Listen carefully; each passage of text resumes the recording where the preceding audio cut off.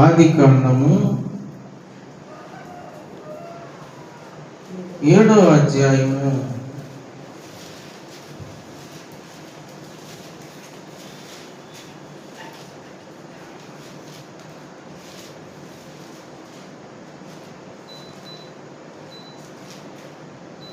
మొదటి నుంచి.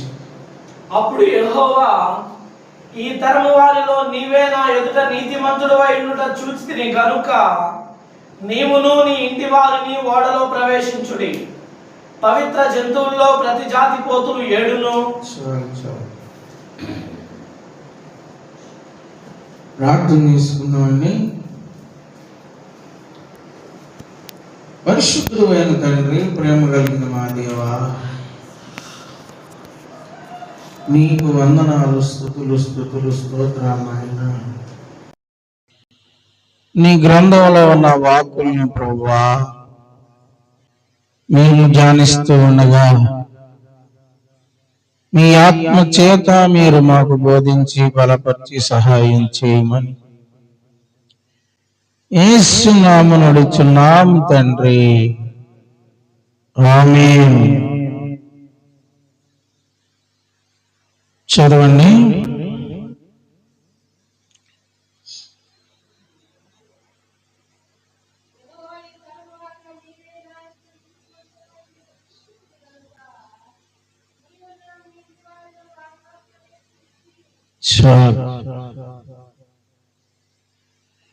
ప్రియులారా, దేవుడు సర్వ సృష్టిని సృష్టించి ఆయన యొక్క సంకల్పాన్ని, ప్రణాళికను జరిగిస్తూ ఉన్నాడు. అయితే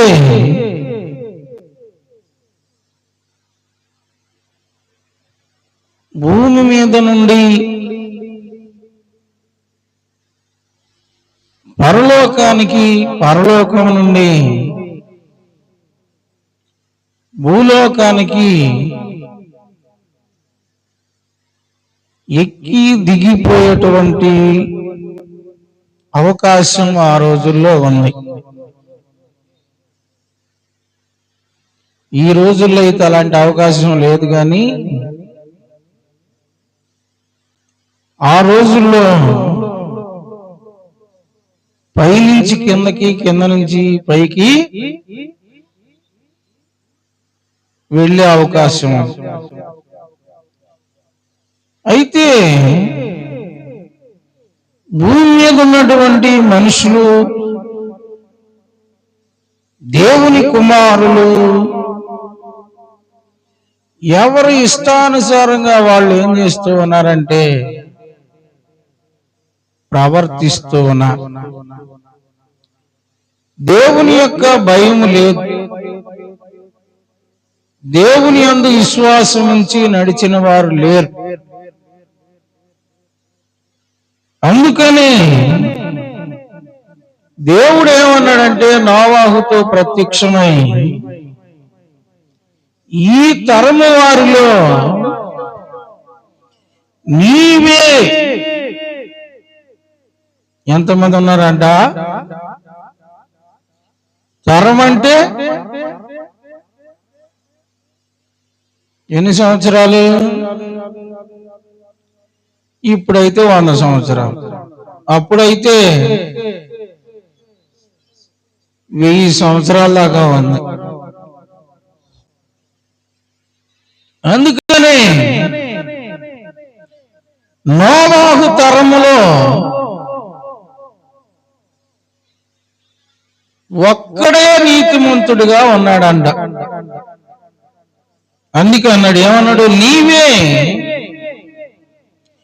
నా ఎదుట నీతిమంతుడవై ఉండుట చూశాను అంటూ ఉన్నాడు. ఏం చూశాడంట ఆయన? దేవుని యందు విశ్వాసం ఉంచి దేవుడున్నాడు, నన్ను చూస్తూ ఉన్నాడు. దేవుని యందు భయభక్తులు కలిగి జీవించాలి, లేకపోతే దేవుని యొక్క మాట ప్రకారంగా నడవాలి అనేటువంటి ఆలోచన విధానం కలిగి ఉన్నవాడు నోవాహు ఒక్కడేనంట ఆ తరంలో. దానిని ఎవరు చూశారు? దేవుడు చూశాడు. చూశారండి? చాలా మందికి ఒక ప్రశ్న వస్తుంది. ఏంటా ప్రశ్న? దేవుడు ఎక్కడున్నాడు?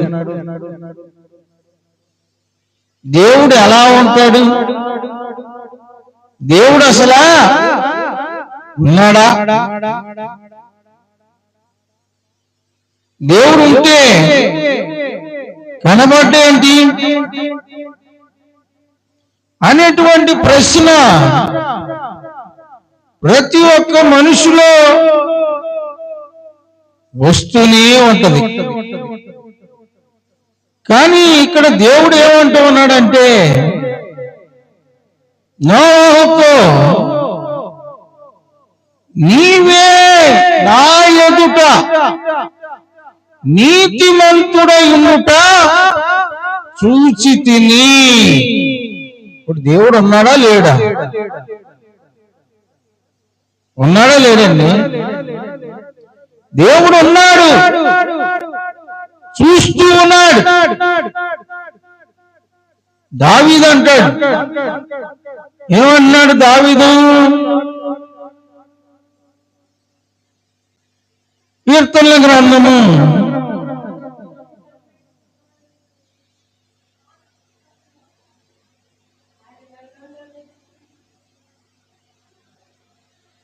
11వ అధ్యాయము 4వ వచనం, యెహోవా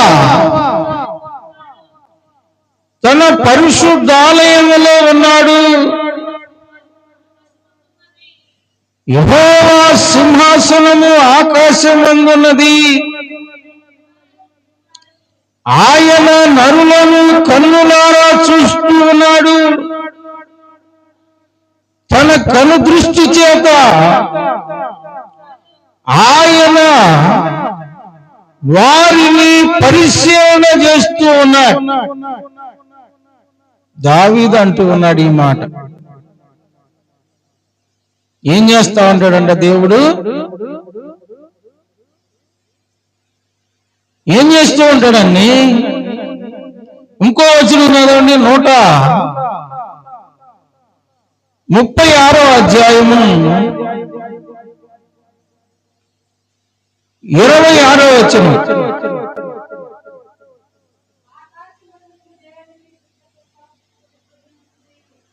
ఆకాశమందు దేవునికి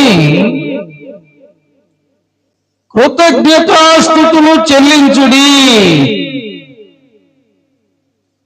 దేవుడు ఎక్కడున్నాడంట? ఆకాశములో ఉండి తన సింహాసనం మీద కూర్చొని ఏం చేస్తూ ఉన్నాడు? మనుషులందరినీ 33వ అధ్యాయము 13వ వచనంలో మరా దావీదు అంటాడు, దేవుడు ఆకాశములో నుండి కనిపెట్టుచున్నాడు, ఆయన నరులందరినీ దృష్టించుచున్నాడు, తానున్న నివాస స్థలములో నుండి భూలోక నివాసులందరి వైపు ఆయన చూచుచున్నాడు. చూశారండి? ఇప్పుడు దేవుడు ఉన్నాడా లేడా? ఏంటి మాట్లాడరు?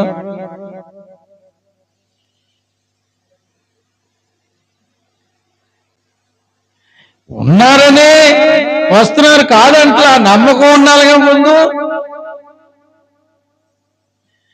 ఆయన్ని ఎరగాలిగా.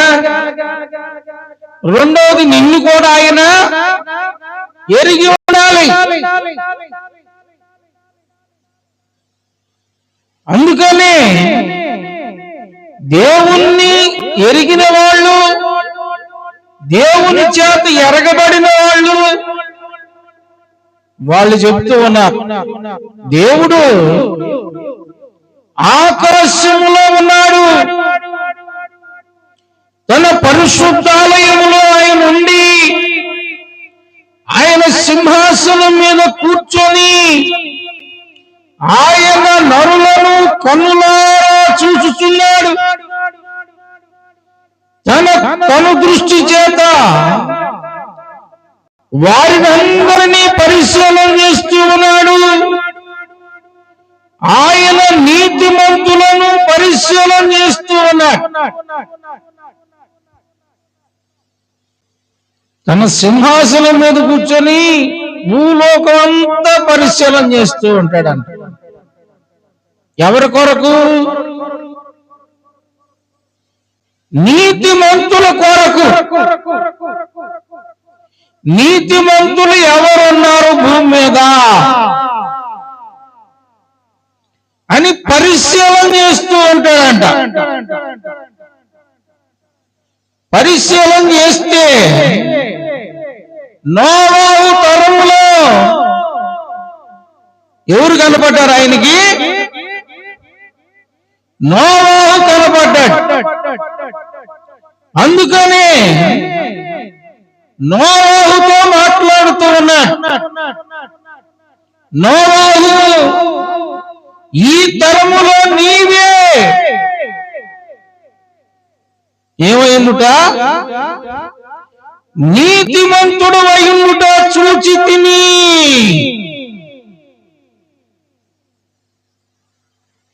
చూశారండి, దేవుడు చూస్తూ ఉంటాడు, పరిశీలన చేస్తూ ఉంటాడు.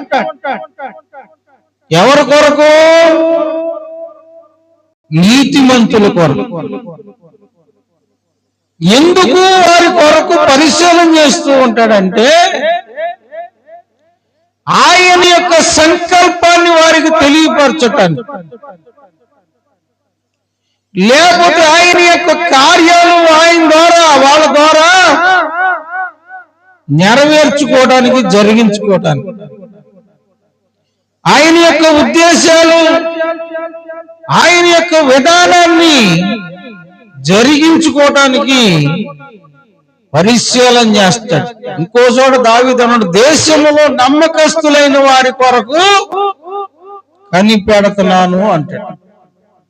చూశారండి, దేవుడు ప్రతి తరములో పరిశీలన చేస్తూ ఉంటాడు. నోవాహు కాలంలో కూడా కాదు, ఇంకా గ్రంథంలో నీతిమంతులందరినీ ఆయన పరిశీలన చేశాడు. వారి వారి యొక్క ప్రవర్తన బట్టి, క్రియను బట్టి వారికి తగిన ప్రతిఫలాన్ని ఇచ్చాడు. మరి ఈ తరంలో చూడ్డా? ఈ తరంలో చూస్తాడా? చూడ్డా? ఆ తరంలోనే చూశాడా? ఈ తరములో కూడా మనల్ని ఆయన పరిశీలన చేస్తూ ఉంటాడు. ఏ ఊర్లో ఉన్నా, ఏ మారుమూల ఉన్నా, నువ్వేం చేస్తున్నా, లేకపోతే నువ్వే పరిస్థితుల్లో ఉన్నా, లేకపోతే ఏ విధానంగా నువ్వు నడుస్తున్నా, నిన్నేం చేస్తూ ఉంటాడు ఆయన? పరిశీలన చేసి చూస్తూ ఉంటాడు. ఎందుకంటే నీ ప్రవర్తనకు తగిన ప్రతిఫలాన్ని ఇవ్వాలని. ఏబు గారు అంటాడు, నేను నీతిని వస్త్రముగా ధరించాను అంటాడు. ఎందుకంటే నాకు బాధలు వచ్చినాయి, శ్రమల్లో ఉన్నాను, కష్టాల్లో ఉన్నాను, నేను నీతిగా నడుస్తూ ఉన్నాను, నీతిని వస్త్రంగా ధరించాను, కానీ నాకు సరైన మార్గమే కనబడతలేదు అన్నాడు. దేవుడు విడిచిపెట్టాడా? మర్చిపోయాడా? చూడకుండా ఉన్నాడా? ఏం చేశాడండి? యోబు నీతికి తగిన ప్రతిఫలాన్ని ఇచ్చాడు. ఎంత ప్రతిఫలాన్ని ఇచ్చాడు? 2 అంతల ప్రతిఫలాన్ని ఇచ్చాడు. కనుక ఆ తరము కాదు, ఈ తరములో కూడా మనల్ని ఏం చేస్తూ ఉంటాడంటే ఆయన పరిశీలన చేస్తూ ఉంటాడు. ఎవరు నా యందు విశ్వాసం కలిగి ఉంటూ ఉన్నారు? ఎవరు నేను ఇచ్చిన ఆజ్ఞలు అనుసరిస్తూ ఉన్నారు? ఎవరు నా మాట ప్రకారంగా నడిచేవారు ఉన్నారు? ఆయనకు తెలుసు. ఏం తెలుసు ఆయనకి?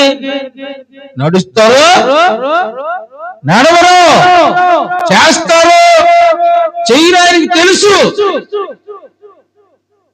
కానీ కొంతమంది విశ్వాసం ఉంటారు, దేవుని ఆజ్ఞను అనుసరిస్తూ ఉంటారు, కానీ ఒక్కొక్క చోట ఏమైపోతారంటే ఏం చేస్తారు? చెప్పింది చేయలేదు. విశ్వాసం ఉంటది, దేవుడు ఆజ్ఞను అనుసరిస్తూ ఉంటారు, కానీ చెప్పిన కొన్ని చేయలే.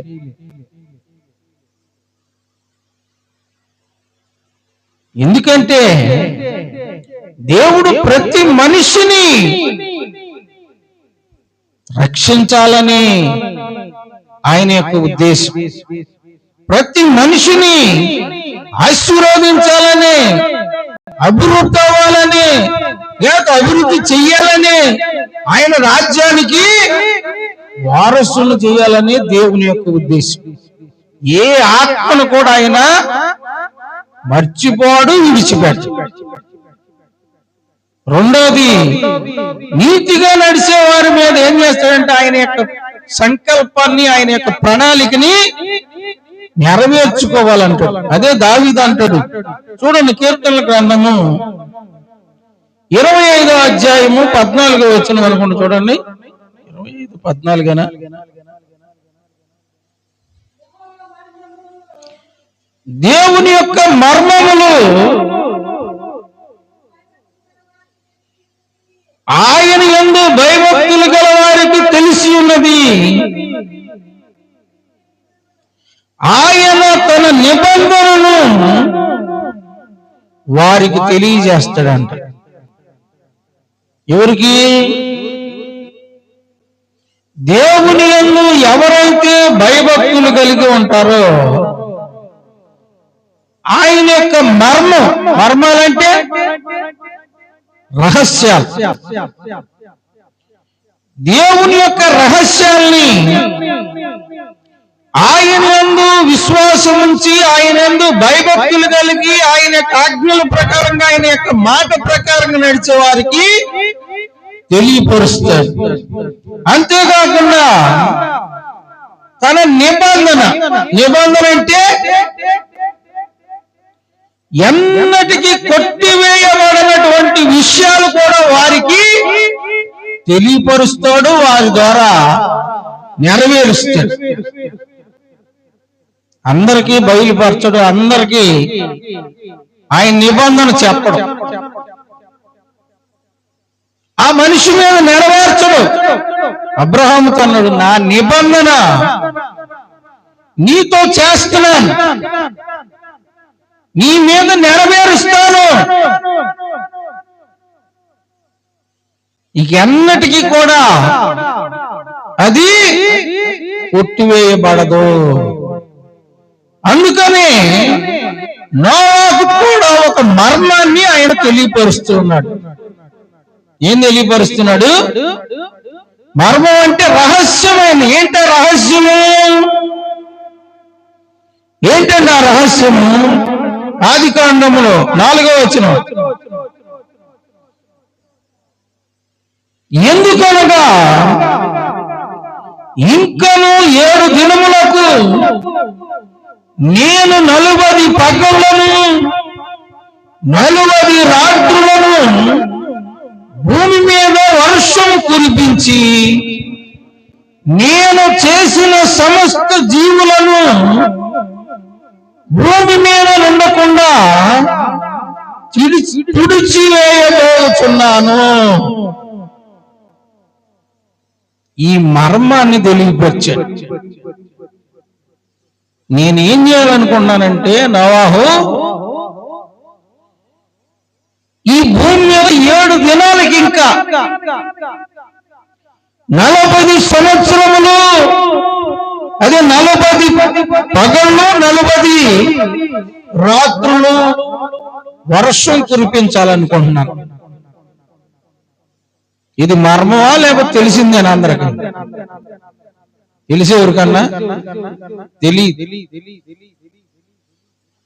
ఈ మర్మాన్ని చెప్పాడు.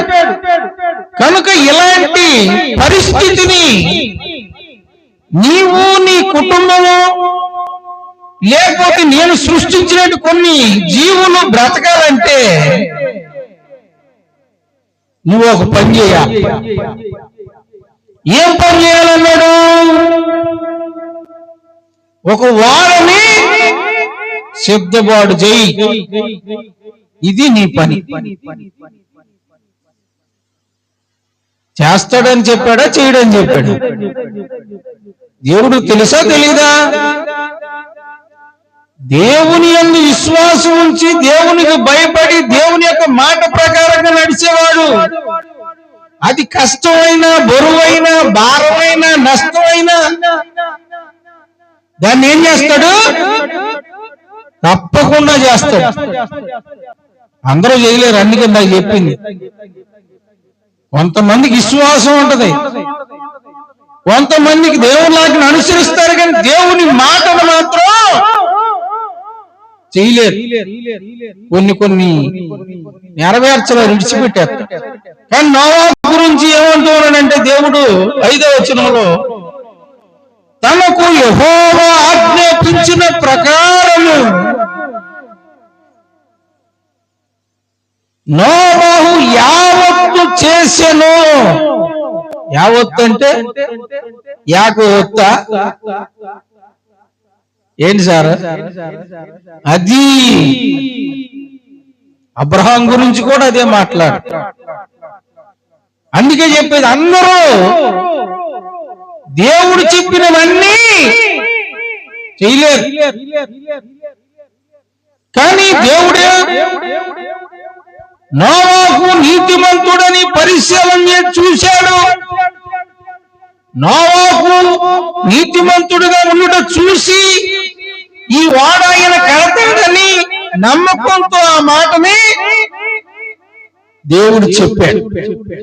దేవుడు చెప్పిన మాట ప్రకారంగా దేవుడు ఏ విధంగా చెప్పాడో, ఏమేమి చేయమన్నాడో, ఏ విధంగా ఉండాలన్నాడో అది ఏది కూడా తప్పిపోకుండా, మర్చిపోకుండా, విడిచిపెట్టుకోకుండా ఏం చేశాడు? సమస్తాన్ని నెరవేర్చాడు. మనకైతే ఏమవుతుంది? ఇసుకొచ్చేది, కోపం వచ్చేది, బాధ వచ్చేస్తుంది. ఏంటి ఇది చెప్తాడు, అది చెప్తాడు, అది చేయమంటాడు, ఇది చేయమంటాడు, అవి మానుకోమంటాడు, ఈ మానుకోమంటాడు, అట్టు ఉండమంటాడు, ఎట్టు ఉండమంటాడు, అది ఇవ్వమంటాడు, అది ఇవ్వమంటాడు, ఇది ఎంత కోపం వస్తుందో. ఇంకా నయ్యం ఈ సంపాదించిన ఎత్తుకెళ్ళే అవకాశం కనుకుంటే ఏం చేస్తారు? మందాక కాదు అసలు, సంపాదించినట్టే సిల్లిగా కూడా రెండోడికి ఇచ్చేవాడు కాదనమాట. ఆడే ఎత్తుకెళ్ళిపోయాడు. దేవుడు ఆ అవకాశాన్ని మాత్రం ఇలా మనుషులకి ఏమండి? ఎందుకంటే నోవహు తరములో మనుషులు చాలా భయంకరంగా ఉన్నారు. దేవుని భయం లేకుండా ఎవరి ఇష్టానుసారంగా వాళ్ళు నడుస్తూ ఉన్నారు. అందుకని ఒక మర్మం, ఒక రహస్యాన్ని, ఒక సంకల్పాన్ని, ఒక ప్రణాళికను ఆయన పెట్టుకొని నోవహుతో ఈ విధంగా మాట్లాడాడు. నోవహు సమస్తాన్ని ఏం చేశాడు? నెరవేర్చాడు. ఎందుకు ఆ యొక్క వర్షాన్ని ఆ 40 రోజులు కురిపించవలసి వచ్చిందంటే, చూడండి 3వ వచనం 6వ అధ్యాయం, అక్కడే ఆదికాండం 6వ అధ్యాయం 3వ వచనం. అప్పుడు యెహోవా నా ఆత్మ నరులతో ఎల్లప్పుడూ వాదించదు. వారు తమ అక్రమ విషయములలో నరమాతృలై ఉన్నారు. అయినను 120 ఏండ్లగునను. 5వ వచనం, నరుల చెడుతనము భూమి మీద గొప్పదని వారి హృదయం యొక్క తలంపులోని ఊహ అంతయు ఎల్లప్పుడూ కేవలం చెడ్డదని దేవుడు చూసి తాను భూమి మీద నరులను చేసినందుకు యెహోవా సంతాపనని తన హృదయములో మెచ్చుకొని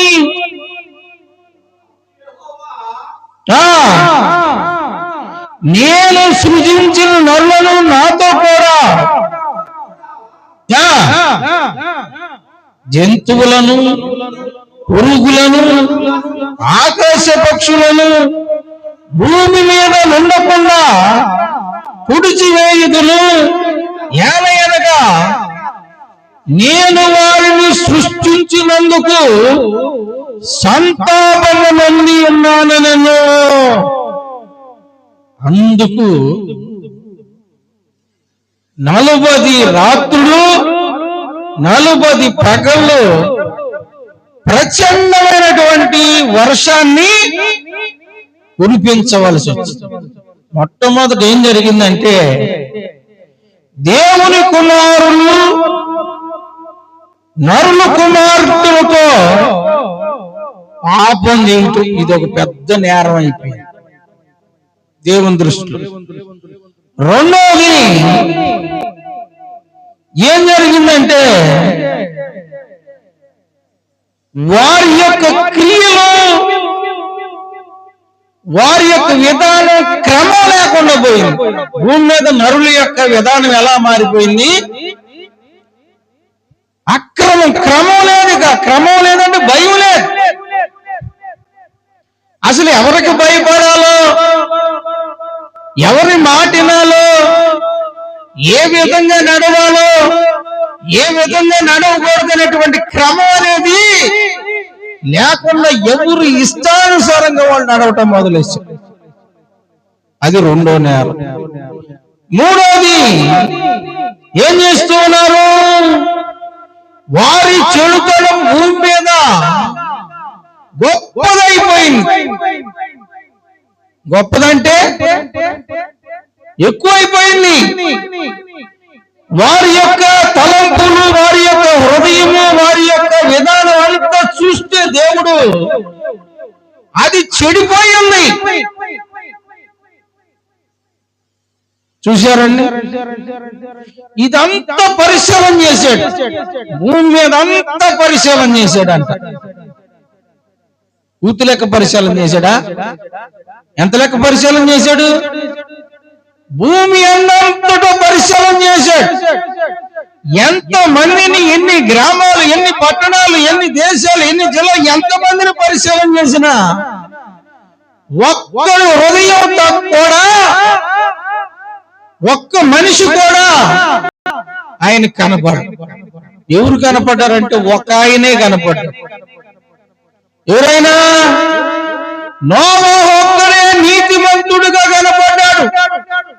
నోవహు ఒక్కడే దేవునికి భయపడే వాళ్ళ కనపడ్డాడు. నోవహు ఒక్కడే దేవుని మాటినే వాళ్ళ కనపడ్డాడు. ఎంత జనం ఉన్నారండి! ఎంత జనం ఉన్నారు! అంతమంది జనంలో ఒక్కడు కనపడ్డాడు అంట. తత్వ మనుషులందరూ ఎలా ఉన్నారు? మొత్తం ఆలోచన కానించి, తలంపులు కానించి, క్రియలు కానించి, ఉద్దేశాల కానించి, ప్రవర్తన కానించి, చేసే విధానాలన్నీ క్రమం లేకుండా ఎవరి ఇష్టానుసారంగా వాళ్ళు నడుస్తూ ఉన్నారు. దేవునికి కోపం వచ్చేసి దేవుడు రౌద్రుడైపోయాడు. ఆయన ఒకే నిర్ణయం తీసుకున్నాడు. ఏం చేయదలుచుకున్నాడంటే భూమి మీద ఉన్నటువంటి మనుషులందరినీ, పశువులందరినీ, పక్షులందరి సర్వాన్ని తుడిచిపెట్టాలనుకున్నాడు ఆ వర్షం ద్వారా. దేవుడు ఆలోచించాడు. అందుకని ఏమన్నాడంటే ఆయన, నేను వారిని సృష్టించినందుకు ఏడిచాను. ఏడిపిస్తూ ఉంది. ఒక కుటుంబాన్ని గురించి కానీ, లేకపోతే ఒక మనిషిని గురించి కానీ దేవునికి కోపం వచ్చినా, దేవుడు ఏడ్చినా ఇక ఆ కుటుంబము బాగుపడదు, ఆ మనిషి కూడా నిలవడానికి. ఎందుకంటే సౌలు విషయంలో దేవుడు సంతాపపడ్డాడు, సమూయేలు కూడా సంతాపపడ్డాడు. అందుకన్నాడు, ఎంతకాలం వాడి గురించి నువ్వు ఏడుతో ఆయన నేను చంపేదలుచుకున్నాను, తీసవతలు పారేసి ఇంకొకరిని ఏర్పాటు చేసేయాలి. అలాగే దేవునికి కోపం వచ్చే వాళ్ళన్నా, దేవుని యందు భయభక్తులు లేని వారన్నా, దేవునాన్ని అనుసరించిన వారన్నా, వరిష్టానుసారంగా నడిచేవారన్నా, క్రమం లేకుండా నడిచేవారన్నా, లేకపోతే ఊహల్లో, ఉద్దేశాల్లో, క్రియల్లో దేవునికి విరోధమైన కార్యాలు చేసేవాళ్ళన్నా ఆయనకి ఏమొస్తుందంటే ఆ మనిషి మీద, ఆ కుటుంబం మీద కోపం వస్తుంది. రెండోది వాళ్ళని చూసి ఏడుస్తాడు. ఏడిస్తే ఆ కుటుంబం ఏమైపోయినట్టే, ఆ కుటుంబం అయినా సరే, ఆ మనిషి అయినా సరే ఇక నశించిపోయినట్టు, చచ్చినట్టే. అందుకు ఆయన కోపం పుట్టించకూడదు. రెండవది, ఒక మనిషి మీద మనిషికి ఎప్పుడే ఏడుపు వస్తుంది, కోపం సహజంగా వస్తుంది. రౌద్రం కూడా ఎప్పుడో వస్తుంది, కానీ ఏడుపు ఎప్పుడు వస్తుంది? ఎంత చెప్పినా, ఎన్ని చెప్పినా, ఎన్ని తెలిసినా చేయకపోతే ఆ మనిషిని గురించి ఏం చేస్తారు? ఏడుస్తాడు. ఏడిస్తే ఆ ఏడుపు దేవుడు వింటాడు. నేను ఎన్నోసార్లు చెప్పాను, ఒక మనిషిని గురించి కానీ, ఒక కుటుంబాన్ని గురించి, ఆ కుటుంబంలో ఉన్నటువంటి భార్య గాని, భర్త గాని, పిల్లలు గాని దేవుని సేవకుడి దగ్గరికి వచ్చి ఏడ్చి చెప్పకూడదు. లేకపోతే రెండవది, దేవుని దగ్గరికి వెళ్ళి ఏడ్చి ప్రార్థన చేయకూడదు. చేస్తే ఖచ్చితంగా ఏడుపుని, ఆ సంతాపాన్ని, ఆ విధానాన్ని దేవుడు వింటాడు, చూస్తాడు, నెరవేరుస్తాడు. ఏడవకూడదు. నేను ఎన్నోసార్లు చెప్తున్నా, అసలు దేవుని సేవకుడు ఆ కుటుంబంలో ఉన్న వ్యక్తి కలిసి ఏకీభవించి ఆ మనిషి గురించి చేస్తే ఖచ్చితంగా ఆ మనిషి ఏమైపోతాడంటే చచ్చిపోతాడు. గ్యారెంటీ చెప్తున్నాను నేను. ఆ కుటుంబం కూడా నాశనం అయిపోతాడు. ఏంటంటే అట్ట అంటున్నారంటారా? ఏడవకూడదు, మనం ప్రార్థనే చెయ్యాలి. మార్చు ప్రభు. ఎందుకంటే పౌలు అంటాడు, అనేక సాతాను చేత మనుషుడు తిప్పబడి ఏమంటాడు, ఆ ఎర్రలో ఉంటాడు. వాని ఎర్రలో నుంచి విడిపించబడటం కోసం మనం ఏం చేయాలి? ప్రార్థనే చేయాలి. అంతేగాని వాడిని చంపేయి, లేకపోతే వాడిని ఏదన్నా చెయ్యని ప్రార్థన చేసేవాడి ఖచ్చితంగా అది నెరవేరిద్ది. ఖచ్చితంగా నెరవేరిద్ది. ఎప్పుడు చేస్తారట ప్రార్థన? కోపం వచ్చినప్పుడు, మనసు బాధ పెట్టినప్పుడు, లేకపోతే దేవుడు కూడా కోపం వచ్చినప్పుడు, దేవుడు కూడా ఆ మనిషి మీద ఇసుకు బాధ వచ్చినప్పుడు సంతాపడి ఏం చేస్తాడంటే అప్పగించాడు, మరణానికి అప్పగిస్తాడు. గ్యారెంటీ జరిగిద్ది. అందుకే నోవాహు తరములో దేవుడు భూమి మీద ఉన్నటువంటి నరులందరినీ పరిశీలన చేసి చూస్తే వారి విషయం ఏం చేశాడు? సంతాపపడ్డాడు, ఏడ్చాడు. అందుకని ఆయన ఒక నిర్ణయం తీసుకున్నాడు. ఏం తెలుసుకున్నాడు? మొత్తాన్ని తుడిచిపెట్టేయాలనుకున్నాడు. అందుకనే నోవాహును చూశాడు. నోవాహును చూస్తే నోవాహు నీతిమంతుడుగా కనపడ్డాడు. రెండోది, ఆయన చెప్పిన మాట ప్రకారంగా నడిచే మా మనిషిగా కనపడ్డాడు. ఆయన కొరకు ఎదురు చూసే మనిషిగా కనపడ్డాడు. ఆయన చెప్పింది చేసేవాళ్ళగా కనపడ్డాడు. అప్పుడు చెప్పాడు అన్నమాట, నీవును నీ ఇంటివా ప్రతి ఒక్క మగది ఆడది ఓడలో ప్రవేశించండి. చెప్పిన మాట ప్రకారంగానే 7 రోజులకి ఏం మొదలైంది? 40 రోజులు ప్రచండమైనటువంటి వర్షం, పగలు రాత్రి. ఆ ఓడ కట్టేటప్పుడు ఎంత అపహాస్యం చేశారు. ఎవరండి? మనుషులు. దేవుడు వీటితో మాట్లాడాడు. దేవుడు చెప్పాడు, వీడికి ఏమైనా పిచ్చా చేయాది. ఇప్పుడు కూడా అలాగే ఉంటారు. దేవుడితో నడిచే వాళ్ళని, దేవుడి మీద విశ్వాసం నడిచే వాళ్ళని, దేవుడి మాటను నెరవేర్చే వాళ్ళని, దేవుని చిత్త ప్రకారంగా చేసేవారిని చూసి ఏం చేస్తూ ఉంటారు? చాలా మంది అపహాస్యం చేస్తూ ఉంటారు, హేళన చేస్తూ ఉంటారు, అవమానపరుస్తూ ఉంటారు, అపహాస్యం చేస్తూ ఉంటారు, అనేక రకాలుగా మాట్లాడుతూ ఉంటారు. అయినా మనకున్నటువంటి నమ్మకాన్ని, మనకున్నటువంటి నిరీక్షల్ని, మనకున్నటువంటి ఆసక్తిని, మనకున్నటువంటి లక్ష్యాన్ని విడిచిపెట్టకూడదు. నువ్వు ఎవరు చెప్తే చేస్తున్నావు? మనుషులు చెప్తే చేస్తున్నావు? మనుషుల కోసం చేస్తున్నావా? మనుషులతో నడుపుతావా? ఎవరితో నడుపుతున్నావు? దేవునితో, దేవుని కొరకు, దేవునిలో నడవాలి. దేవుడు ప్రతి దాన్ని చూస్తూ ఉంటాడు, ప్రతి దాన్ని లెక్క రాస్తూ ఉంటాడు. ఆయన మర్చిపోయేవాడు కాదు, విడిచిపెట్టేవాడు కాదు, చూసి చూడనట్టుగా పోయేవాడు కాదు. చెప్పిన మాట ప్రకారంగానే వర్షపాతం చేత భూలోకములో ఉన్న ప్రతి ఒక్క జీవి, ప్రతి ఒక్క మనుషుడు ఏమైపోయాడు? చనిపోయాడు.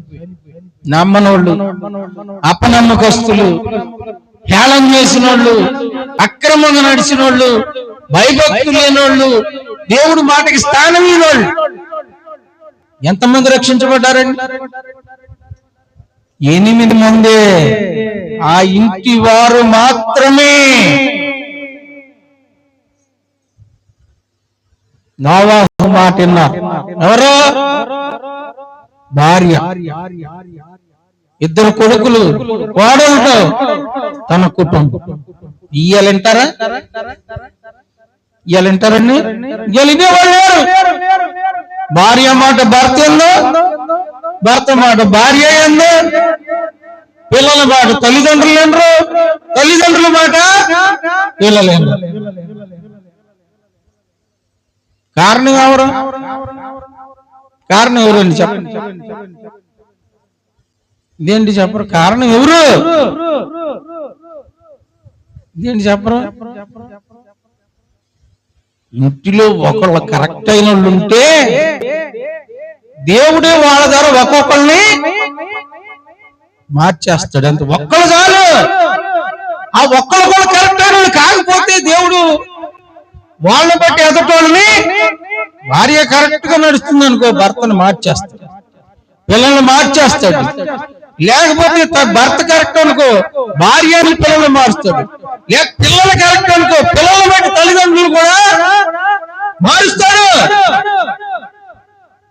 మారవడం అనుకోవటం అది రాంగ్. అసలు ప్రార్థన చేయటమే మన పని. తప్పకుండా మారుస్తాడు. నేను అనేక కుటుంబాలు చూసి, అనేక మందిని చూశాను. మా ఇంట్లో మా నాన్న ఒక్కడు మారాడు, ఆయనకు బాగా, మేమందరం మారలా. తప్పిందా? ఎన్నో ఆలోచనలు చేశాం, ఎన్నో ప్రయత్నాలు చేశాం, ఎన్నో విధానాలుగా పోరాడాం. ఏం చేయాలని? తప్పుకోవాలి.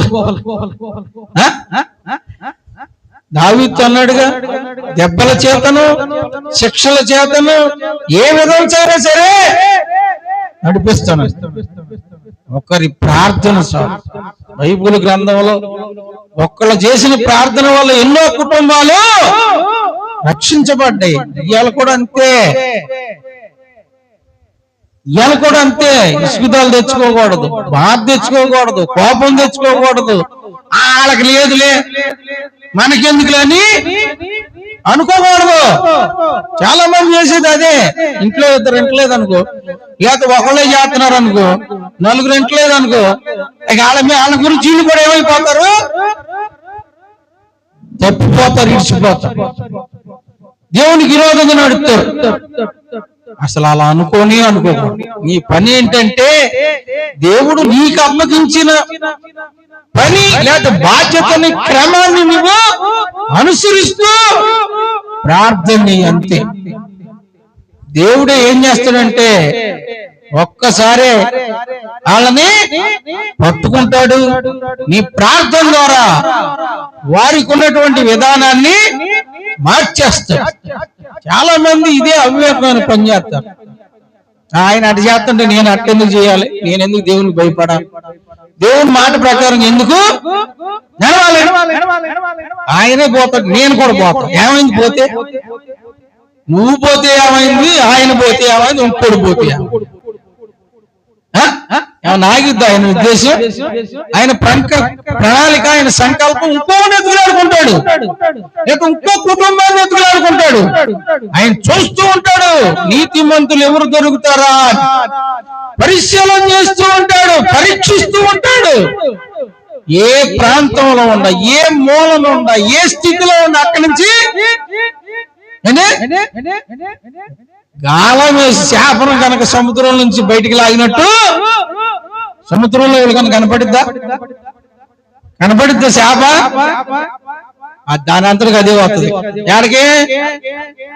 గాలం దగ్గర అట్టగే లాక్కొచ్చేస్తా, ఎక్కడుండా లాక్కొస్తాడు.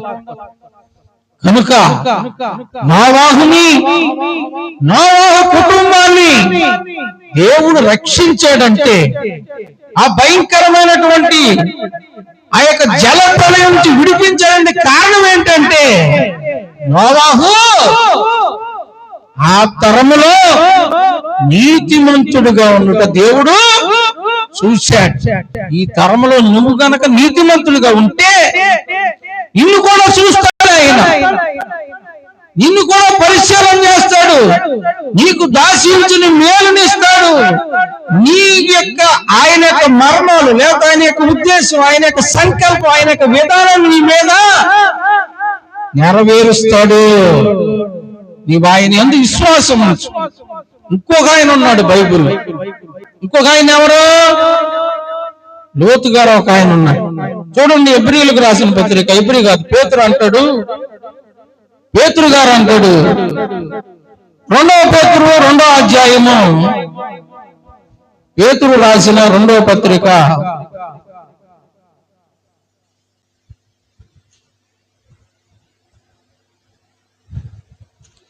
6వ వచనం. పేతురు రాసిన 2వ పత్రిక 2వ అధ్యాయము 6వ వచనం. మరియు సొదొమ గొమొర్రాలను పట్టణములను భస్మము చేసి ముందుకు భక్తిహీనులకు వారికి వాటిని దృష్టాంతముగా ఉంచుటకై వాటికి నాశనము విధించి దుర్మార్గుల కామ వికార యుక్తమైన నడవడి చేత బహు బాధపడిన నీతిమంతుడకు లోతును తప్పించెను. ఆ నీతిమంతుడు వారి మధ్యన కాపురముని తాము చూసిన వాటన్నిటిని బట్టి విన్న వాటిని బట్టి వారి అక్రమమైన క్రియల విషయంలో దినదినము నీతి గల తన మనస్సు నొచ్చుకొనుచూ వచ్చను. పేతురు గారు లోతు గారి గురించి ఇశ్రాయేల్ ప్రజలతో తెలియపరుస్తూ ఉన్నారు. సొదొమ గొమొర్రా అనే పట్టణం ఒకటి ఉంది. ఆ పట్టణంలో నివసించడానికి లోతు తన భార్య తన కుమార్తెలు వెళ్ళారు. అయితే ఆ పట్టణం వారి యొక్క పరిస్థితి ఎలా ఉందంటే, ఎట్లా ఉన్నాయి? దుర్మార్గులు. ఎవరంటే వాళ్ళు దుర్మార్గులు, కామ వికారమైనటువంటి శాస్త్రాలు కలిగిన వారు, దేవునికి విరోధంగా నడిచేవారు, భక్తిహీనులు, దేవుని యందు భయభక్తులు లేని వాళ్ళు, ఎవరు ఇష్టానుసారంగా వాళ్ళు నడుస్తూ ఉన్నారు. వారి యొక్క క్రియలు చూసి, వారి యొక్క పద్ధతులు చూసి, వారి యొక్క మాటలు విని, వారి యొక్క అక్రమమైన విషయాల్లో నీతి గల లోతు వారి మనస్సు దినదినము బాధపడుతూ ఉండేదంట, నొప్పించుకుంటూ దుఃఖపడిపోతూ ఉండేదంట. ఎవరి గురించి అండి? సొదొమ గొమొర్రా పట్టణాల గురించి, వాళ్ళ కుటుంబాల గురించి, వాళ్ళ యొక్క క్రియలను బట్టి. లోతు ఎవరండి? ఇదేంటి, ఎవరు మాట్లాడరు? అబ్రహాము యొక్క బాబాయ్.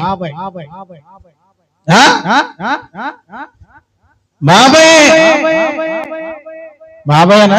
చూడండి, నేను బాబాయ్ అనుకుంటున్నానే.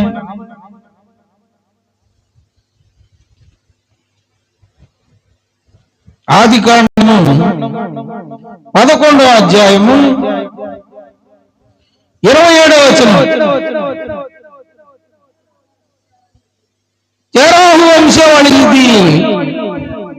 అబ్రహామును నాహోరును కనెను, హారాను లోతును కనెను.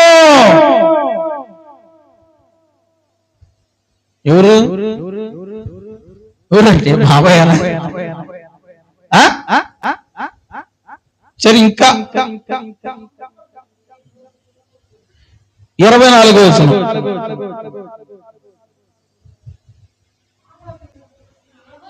నాహోరు బ్రతికి తెరాహును కనెను. నాహోరు తెరాహును కనిన తరువాత బ్రతికి తెరాహు 70 ఏండ్లు బ్రతికి అబ్రామును నాహోరును. ఇప్పుడన్నా అర్థమైందా? ఏమవుతాడు? తమ్ముడు కొడుకు. ఏమవుతాడు? కొడుకేనా? సరే, నేను అనుకున్నాను. అంటే తండ్రులు వేరుగా ఉన్నారు కదా.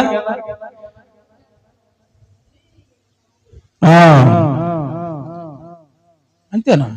అది కరెక్ట్ గా కాదన్నాగా. అంతేనా బేబీ?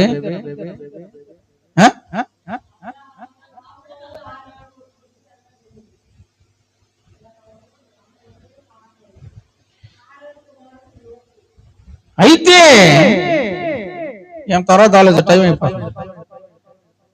అబ్రహాముతో దేవుడు మాట్లాడినప్పుడు అబ్రహాము దేవుని మాటను నమ్మి వస్తూ ఏం చేశాడంటే లోతు గారిని కూడా వెంట పెట్టుకొచ్చాడు. దేవుడు నాకు ఇలా చెప్పాడు, నువ్వు కూడా వస్తే నాతో రా అంటే సమస్తాన్ని విడిచిపెట్టి అబ్రహాముతో వచ్చాడు. లోతు గారు కూడా ఏం చేస్తూ ఉన్నాడంటే చాలా నీతిగా నడుస్తూ ఉన్నాడు. అంటే దేవుని యందు విశ్వాసం ఉంచిన వాడు, దేవుని మాటను నమ్మిన వాడు, దేవుని యందు భయభక్తులు కలిగి నడుస్తూ ఉన్నాడు. అందుకని లోతు గారిని ఏమన్నాడంటే నీతిమంతుడు అన్నారు.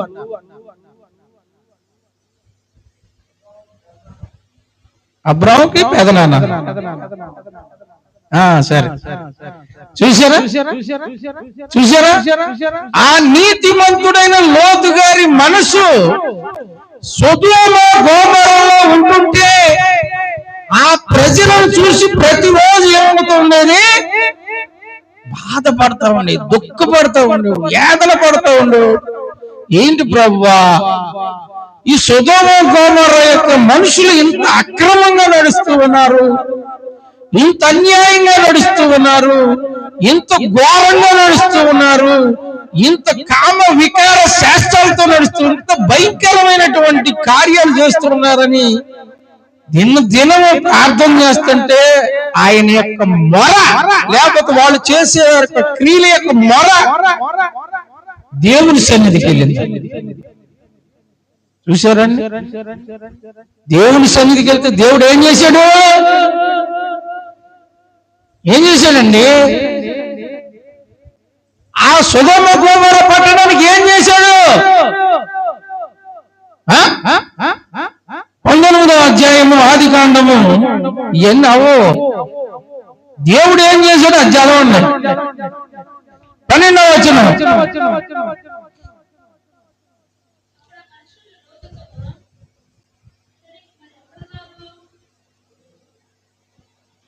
ఇరవై 23వ వచనం అనుకుంటా. 23 చదవండి, టైం అయిపోతుంది.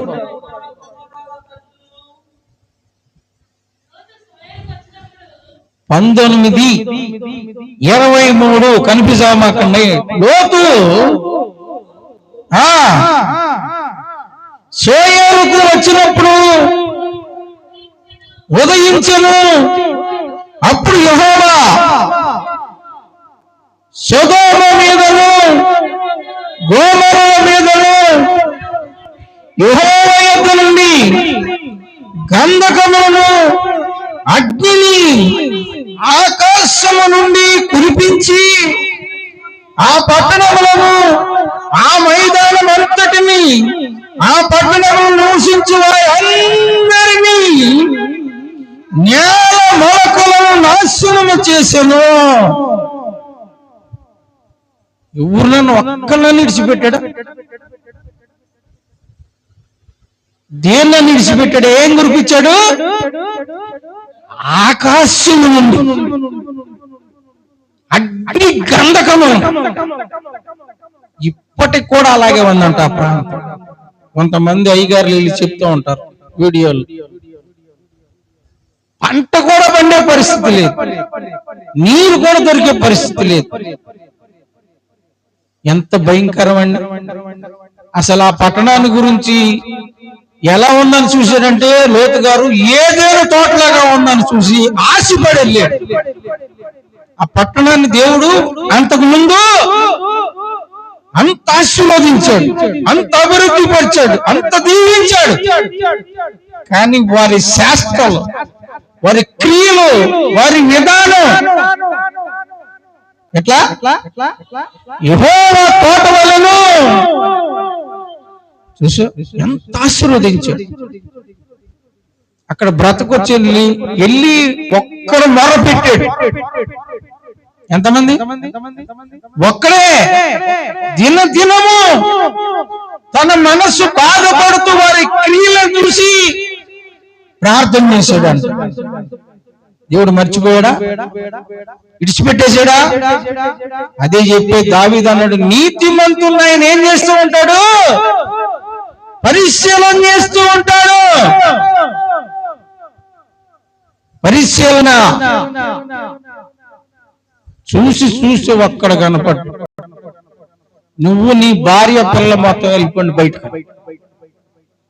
మహాతల్లి మధ్యలోకి వచ్చిన ఆమె కూడా ఏం చేసింది? నమ్మలా దేవుడి మాటని, దేవుడి మాటని నమ్మలా. నిజంగా ఇది జరిగిందంటావా? ఎందుకు వెనక్కి తిరిగి ఏం జరిగిద్దా, ఏం జరుగుతుందని అంతే. చూడండి, అన్ని తెలిసి కూడా కొంతమంది నష్టపోతారు, తెలియలో నష్టపోతారు సహజం. కానీ అన్ని తెలిసి నడుపుతా ఏదో ఒక ఆశ పుట్టింది, ఏదో ఒక ఆలోచన వచ్చేస్తుంది, ఏదో ఒకటి ఎదురు నిలబడింది. ఇక దాన్ని దాటలేదు, దాన్ని ఇడిచిపెట్టలేదు, దాన్ని మర్చిపోలేదు, దాన్ని దాటి ముందుకు రాలేదు, అట్నాశనం అయిపోతుంది. దేవుడు అందుకే చెప్పాడు, దోషుల్ని నిర్దోషులుగా ఎంత మాత్రం కూడా ఎంచను అన్నాడు. అప్పుడేనా? ఇప్పుడు జరగదట. అప్పుడేం మొత్తాన్ని తుడిచాడు, ఎందుకంటే నోవాహుతో వాగ్దానం చేశాడు, మళ్ళా భూమి మీద ఎలాంటి క్రియ నేను చెయ్యను. ఇప్పుడేం చేస్తున్నాడు? ఎవడు పాపం చేస్తాడో వాడిని చట్టం మార్చుకుంటూ వచ్చాడు ఆయన. చట్టం అందరికి తెలియట్లా. ఆదాం కాలంలో ఒక విధంగా ఉంది, నోవాహు కాలంలో ఒక విధంగా ఉంది, మోషే కాలంలోకి వచ్చినాక ఒక విధంగా ఉంది, ఇర్మియా కాలంలో ఒక విధంగా ఉంది, ఎహెజ్కేలు కాలంలో ఒక విధంగా ఉంది, యేసు ప్రభువు వచ్చినాక ఒక విధంగా ఉంది, శిష్యుల కాలంలో వచ్చినాక ఒక విధంగా ఉంది, ఇప్పుడు ఒక విధంగా ఉంది. చట్టాన్ని ఆయన సవరణ చేసుకుంటూ వచ్చాడు. ఎవరి కొరకు? మనుషుల కొరకు. మనుషుల్ని నీతిమంతులుగా తీర్చిదిద్దాలని, మనుషుల్ని పరిశుద్ధపరిచి పరిశుద్ధులు చెయ్యాలని, రక్షించాలని, ఆయన రాజ్యానికి వారసులను చేయాలని ఆయన యొక్క సంకల్పం, ఉద్దేశం. మనుషులు మాత్రం ఏం గ్రహించట్లా. సత్యంలే, ఉంటే ఉండాంలే, ఓకే పోయాంలే. ఎక్కడ పోతావు? అక్కడ తప్పుకోలేవుగా. ఎక్కడ అక్కడ ఉంచాడు ఇంకోటి, ఎక్కడ పోతే పోయాలనుకుంటే అక్కడ తప్పుకోలేవు. నరకం ఒకటి ఉంది. యుగ యుగాలు ఆలోచన చేయి. ఆయన చూస్తూ ఉంటాడు, పరిశీలన చేస్తూ ఉంటాడు. సొలొమోను అంటాడు ఒక మాట, ఏమంటాడంటే సామెతల గ్రంథము 10వ అధ్యాయము 30వ వచనం చూడండి. సామెతల గ్రంథము, నీతిమంతుడు ఎన్నడను కదిల్చబడడు. చూసారా? అబ్రహాము నీతిమంతుడు, కదిలించబడ్డా? లోతు నీతిమంతుడు, కదిలించబడ్డా? నోవాహు నీతిమంతుడు, కదిలించబడ్డా? యోబు నీతిమంతుడు, కదిలించబడ్డా? వస్తే దేవునితో నడిచేటప్పుడు నిందలు వస్తాయి, అవమానాలు వస్తాయి, అపహాస్యం చేసేవాళ్ళు ఎదురవుతారు, కష్టాలు వస్తాయి, శ్రమలు వస్తాయి, నష్టాలు జరుగుతాయి, అనేక భయాలు సంభవిస్తాయి. సాతాను కూడా అనేక రకాలుగా పోరాడుతూనే ఉంటుంది. అది ఇంట్లో పోరాడొచ్చు, బయట పోరాడొచ్చు, ఎక్కడైనా. ఎందుకు నిన్ను ఆయన యొక్క మేలు చూడకుండా, ఆయన రాజ్యానికి వారసురాల్ని అయినప్పటికీ నువ్వేం చేయాలంటే, ఏం చేయాలి? విశ్వాసం, భయభక్తులతో దేవుని ఆజ్ఞ అనుసరిస్తూ, దేవుడు నీకు ఆజ్ఞాపించిన సమస్తాన్ని నెరవేర్చి ఆయన న్యాయపీఠం ఎదుట నిలబడేటప్పుడు నీవు పరిశుద్ధుడుగాను, నిరపరాధిగాను, నిర్దోషిగా నిలబడే మనిషిగా నువ్వు తయారవ్వ. అదే దేవుని యొక్క ఉద్దేశం, దేవుని యొక్క సంకల్పం. ఆలోచన చేసి, అందుకే అన్నాడు నీతిమంతుడు ఎన్నడూ ఇక్కడ గదిలించబడు, ఆ పరలోకానికి వెళ్ళి కూడా నువ్వు గదిలించబడు. అంత ఇక్కడే ఉంది, భూలోకంలోనే ఉంది, మనం గ్రహించట్లా. ఎన్ని అన్నా, ఎన్ని చూసినా, ఎన్ని తెలిసినా ఏం చేస్తాం? ఈ చెవితో వింటాం, ఈ చెవితో విడిచిపెట్టాం, ఈ కళ్ళతో చూస్తాం, మళ్ళీ ఎమ్మటే చూపు మార్చేసి. అదేనండి. కనుక మనకి దేవుడిచ్చిన సమయాన్ని బట్టి, దేవుడిచ్చిన అవకాశాలను బట్టి మనం గ్రహించి దేవుని మేలు పొందుకొని దేవుని యొక్క రాజ్యానికి వారసులయ్యే వారములాగా ఉన్నాం, నీతిమంతులుగా తీర్చబడే వారములాగా ఉన్నాం, నీతి విధానంలో నడిచి నీతిమంతులకు వచ్చే ఆశీర్వాదాన్ని పొందుకునే వారంలాగా ఉండాలి. ఉన్నాం. ప్రార్థన చేసుకున్నాం. ప్రార్థన. పరిశుద్ధుడు అయిన తండ్రి, ప్రేమ కలిగిన మా దేవా, నీకు వందనాలు, స్తుతులు స్తుతులు స్తోత్రాలు నాయన. అయ్యా, నీతిమంతులు నీవు పరిశీలన చేసే దేవుడు నాయన. నువ్వు భూలోకంలో పరిశీలన చేసేస్తే నోవాహు తరములో నోవాహు కనిపించాడు నాయన. అలాగే ఈ తరములో నువ్వు పరిశీలన చేస్తూ ఉంటే ఎంతమంది కనపడతారో మాకైతే తెలియదు గాని ప్రభువా, అయ్యా నువ్వు ప్రతి తరములో పరిశీలన చేసే దేవుడు నాయన. నువ్వు పరిశీలన చేసి చూస్తే మేము నీతిమంతులుగాను, పరిశుద్ధులుగాను, నిరపరాధులుగాను, నిర్దోషులుగాను కనబడటానికి మాకు సహాయం చేయమని, మరలా ఆదివారం వరకు మీరు ఎక్కడ సాటిని భద్రపరిచి కాపాడుకోడుకున్నామని యేసు నామమున అడుగుచున్నాము తండ్రి. ఆమేన్.